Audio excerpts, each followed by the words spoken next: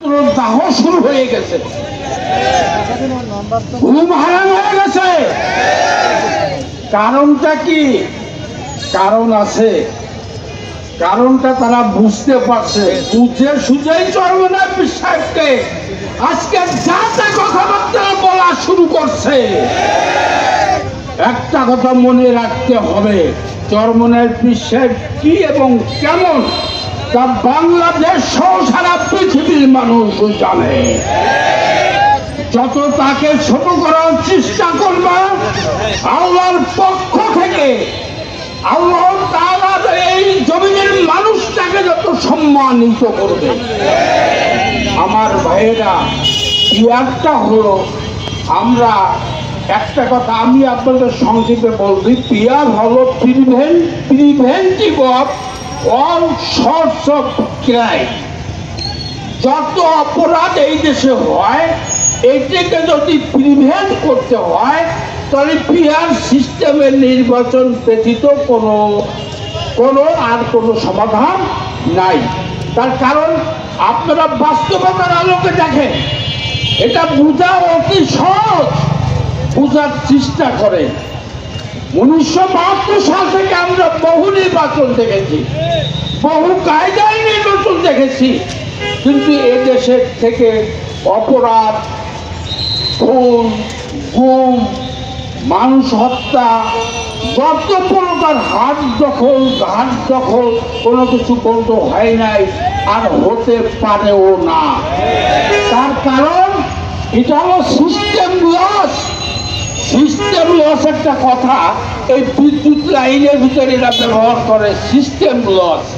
কারণ যে আইনের ভিতরে সন্ত্রাস বলেন, যে কোনো দুর্নীতি বলেন, বা গরিব খেটে খাওয়া মেহনতি মানুষের অধিকার আদায়ের কোনো ব্যবস্থা থাকে না, সে আইনের মধ্যে দেশ এবং জাতির কোনো কল্যাণ আসতে পারে না।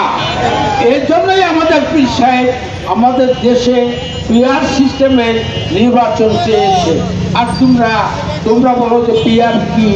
বিভিন্ন কথাবার্তা, চরমনায় পীর সাহেবের বিভিন্ন কথাবার্তা, ছোট করা, বাজে কথা বলা, যে লোকটা চেহারা দর্শন করে তোমরা ক্লিন হার্ট দিয়েছ, তোমরা কত প্রকার শাসনের ব্যবস্থা দিয়েছ তোমরা ভালো জানো।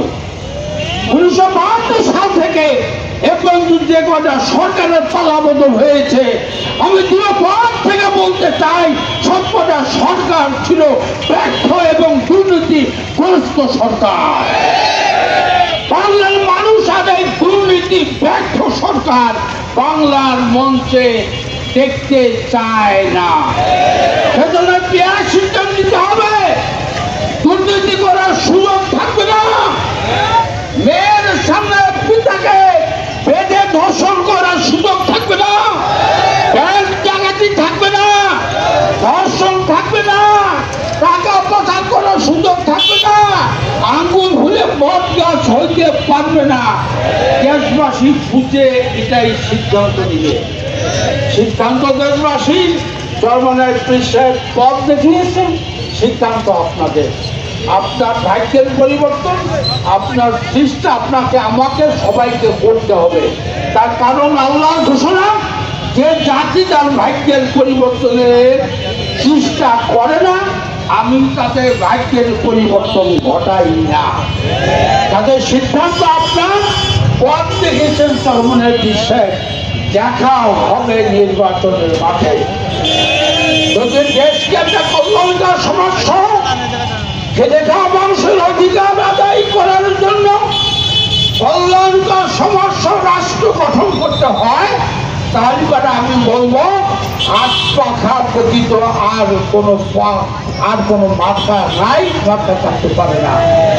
আমি আহ্বান করবো চরমনায় পীর সাহেবের এই এজেন্ডা বাস্তবায়ন করে দেশ এবং জাতির কল্যাণের আহ্বান দেখে আমি আমার সংক্ষিপ্ত আলোচনা শেষ করছি।